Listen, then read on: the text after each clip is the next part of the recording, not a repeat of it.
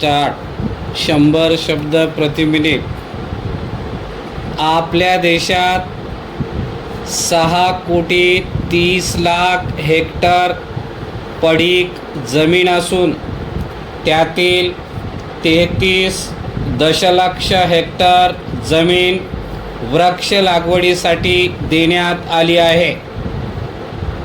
या जमिनीवर जैविक इंधनासाठीच्या वृक्षांची लागवड केल्यास 1,20,00,000 लोकांना रोजगार मिळून दर साल सुमारे 20,000 कोटी रुपयाचे उत्पादन मिळू शकते, असे राष्ट्रपती म्हणतात।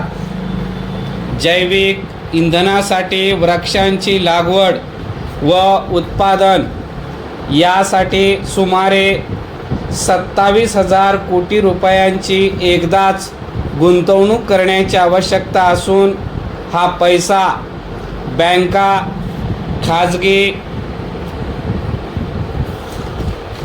गुंतवणूकदार यांच्याकडून उभा करता येईल असा त्यांचा विश्वास आहे।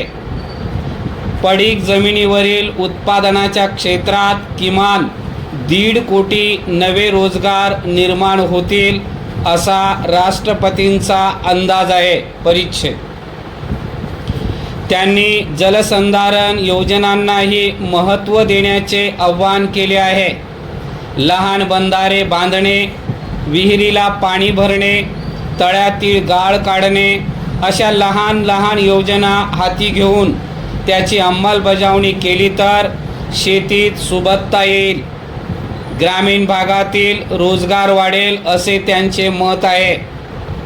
कमी कालावधीत येणाऱ्या दुष्काळ व रोगराईत तग धरणाऱ्या पिकांचे वाण शेतकऱ्यांसाठी उपयुक्त ठरेल अशी त्यांनी शिफारस केली आहे।